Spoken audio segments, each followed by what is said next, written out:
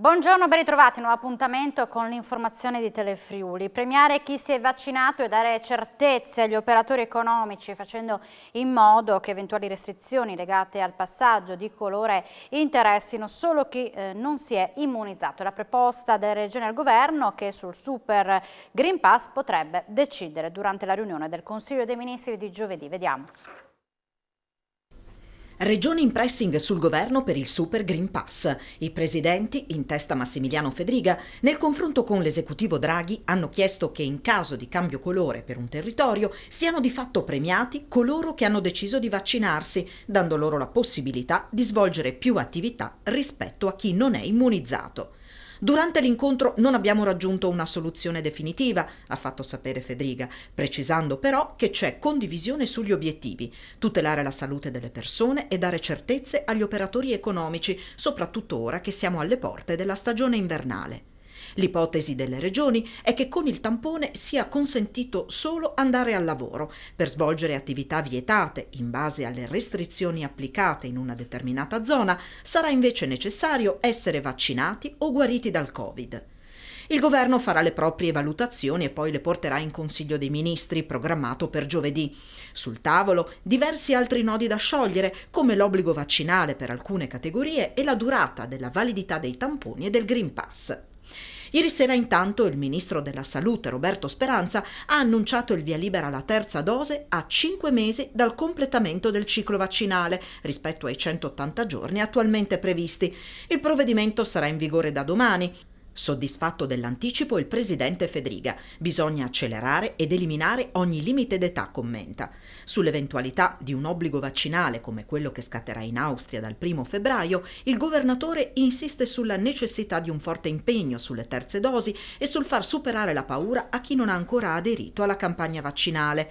Sulla situazione dei paesi contermini, particolarmente colpiti dal Covid, Fedriga ha riferito di aver chiesto al governo di favorire i controlli ai confini con Slovenia ed Austria e magari di far passare solo chi è vaccinato o ha tampone negativo. Sulla situazione in Friuli Venezia Giulia, il presidente ha detto d'attendersi da qui alle prossime 2 settimane il picco dei ricoveri in conseguenza dell'andamento dei contagi delle precedenti 2. Ha anche accennato ad uno studio compiuto dal gruppo di lavoro sull'emergenza Covid in Friuli Venezia Giulia, dal quale emerge, evidenzia Fedriga, che se tutti fossero vaccinati avremmo oltre il 50% in meno di ospedalizzazioni. Il titolare di un ristorante Trattoria Bar di Udine è stato denunciato dai carabinieri del nucleo antisofisticazione e salute del capoluogo friulano per detenzione di alimenti in cattivo stato di conservazione. Il controllo è stato eseguito dagli uomini del capitano Fabio Gentilini lo scorso fine settimana. Sono stati sequestrati e distrutti 10 kg di alimenti, per lo più carne, congelati, senza essere stati sottoposti preventivamente alla pratica obbligatoria dell'abbattimento. Erano quindi ricoperti da ghiaccio. Un pedone è stato investito questa mattina intorno alle 10:30 in via Marco Volpe a Udine all'uscita del posteggio Magrini. Sul posto sono intervenuti un'automedica e un'ambulanza insieme al personale della polizia locale del capoluogo friulano per rilievi e accertamenti. Il pedone è stato trasportato al Santa Maria della Misericordia di Udine, non sarebbe in gravi condizioni. Paura nel tardo pomeriggio di ieri per un camioncino in fiamme lungo la strada regionale che collega Tarcento con Cividale del Friuli, all'altezza di Togliano, nel comune di Torreano. L'incendio è partito con ogni probabilità dal vano motore e le fiamme sono state domate dai vigili del fuoco. Il mezzo è stato recuperato da un carro attrezzi illeso il conducente. Serata movimentata per i vigili del fuoco di Trieste a causa della bora. Le forti raffiche di vento hanno spostato cassonetti delle immondizie e causato la caduta di rami. I pompieri hanno operato anche per mettere in sicurezza gli infissi pericolanti. Nessuna persona è rimasta ferita. Nuovo presidente per Confcommercio Pordenone. Nell'assemblea di ieri sera è stato eletto Fabio Pillon, è lui il successore di Alberto Marchiori, che ha lasciato la guida dopo 27 anni. E Fabio Pilloni, il nuovo presidente provinciale di Ascom Confcommercio Pordenone. A eleggerlo è stata l'assemblea dell'associazione che si è svolta lunedì sera. Pillon, già numero 1 del mandamento di San Vito al Tagliamento, ha ottenuto la maggioranza, 31 voti su 51, superando Giovanna Santin, a capo degli albergatori pordenonesi, nella sfida tra i vice di Alberto Marchiori, che ha lasciato la presidenza dopo 27 anni ininterrotti alla guida dei commercianti del Friuli Occidentale. Già pronto al lavoro il nuovo presidente. È una grande soddisfazione per me per le persone che mi hanno supportato, ma io spero soprattutto per l'Ascom Confcommercio che possa trovare una sua valida esperienza nella mia persona, e quindi un augurio di buon lavoro a tutti quanti, perché come ho detto ho bisogno naturalmente del supporto e dell'apporto di tutti quanti. Nell'Assemblea sono stati eletti anche i 7 membri della Giunta per il quinquennio 2021-2026. Si tratta di Aldo Biscontin, Silvia Radetti, Antonella Popolizio, Fabio Cadamuro, Plinio Bertolo, Pierangelo Dalmas, Simone Paroni. Nel corso del 2021 la manifattura friulana, dopo il crollo registrato in particolare nel secondo trimestre 2020, ha recuperato i livelli di attività precedenti, lo scoppio della pandemia. L'indicatore della produzione industriale friulana, secondo le elaborazioni dell'Ufficio Studi di Confindustria Udine sui risultati dell'indagine sul comparto provinciale, segna nel terzo trimestre 2021 un ulteriore rimbalzo tendenziale rispetto allo stesso periodo dello scorso anno, più 12,5%, benché in decelerazione rispetto al secondo trimestre. La manifattura friulana, commenta Anna Meleschi Danieli, presidente di Confindustria Udine, forte della propria specializzazione produttiva, è immediatamente ripartita appena si sono riavviate le catene produttive globali. Non si tratta di un semplice rimbalzo, ma di un trend che appare solido in quanto poggia sull'irrobustimento avvenuto nell'economia reale negli anni precedenti la pandemia, grazie anche ad alcune misure di politica economica efficaci, in primis Industria 4.0, che hanno permesso alle aziende friulane di diventare ancora più competitive. La performance degli ultimi mesi, prosegue la Presidente, oltre al ritrovato slancio del commercio mondiale, è da attribuirsi anche alla crescita degli investimenti già in atto in macchinari, attrezzature e gli investimenti in costruzioni.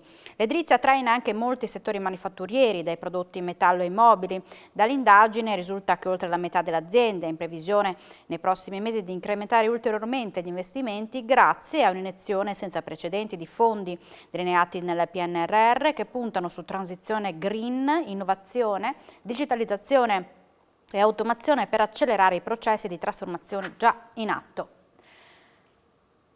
Sospensione dell'autorizzazione per la somministrazione di alimenti e bevande per 7 giorni per la Pizzeria The Club di Gorizia. Il provvedimento nasce a seguito di un episodio del 31 ottobre scorso, quando gli agenti della squadra volante avevano sorpreso il titolare del locale in atteggiamenti violenti nei confronti di un cliente. Erano poi rimaste coinvolte anche altre persone ed era stato necessario l'intervento anche di altre pattuglie per riportare la situazione alla calma. Accesa lite in una struttura di accoglienza per under 18 non accompagnati della provincia di Trieste, è successo ieri all'ora di pranzo. Ad affrontarsi utilizzando anche dei bastoni per futili motivi sono stati una dozzina di giovani cittadini stranieri pakistani del Bangladesh. 2 minorenni sono rimasti feriti e sono stati portati al burlo per lesioni alla testa, fortunatamente non gravi. Il Parco Giorgini di Via Colugna a Udine allarga gli orizzonti collegandosi all'area verde Anna Frank e trasformandosi in area didattica. Ieri il sopralluogo degli amministratori comunali. L'amministrazione comunale di Udine intende valorizzare il Parco Giorgini di Via Colugna, un ex vivaio pertanto ricco di essenze arboree.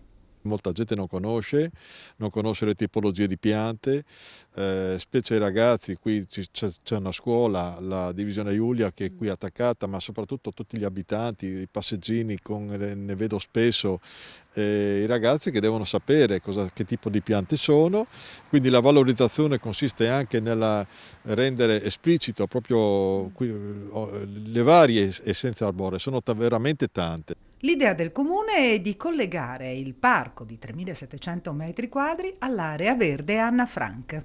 Il collegamento che poi va fatto con l'altra area verde è per rendere proprio un percorso ciclabile, perché in Via Colugna c'è già un percorso, arriva anche dentro al parco, dal parco ci si può collegare con l'Anna Frank o ci si potrebbe collegare con l'Anna Frank creando un percorso ciclabile che poi va a unire, diciamo, la parte di Via Cotonificio e Via Freschi. 70 anni fa nasceva in piazza Primo Maggio a Udine, nella roulotte dei genitori titolari di una giostra. Oggi lui stesso svolge questa attività. Lo ha incontrato al Luna Park di Zardin Grande Daniele Paroni. Alla tradizione delle giostre di Santa Caterina sarà dedicata la puntata dello Scrigno di questa sera, non delle 21. Lei quant'è che frequenta? Allora, è semplicissimo, io frequento, fra una settimana faccio 71 anni e sono nato proprio là. A quel tempo eravamo nei camper, ma quei camper che non è quelli che vai a comprare adesso.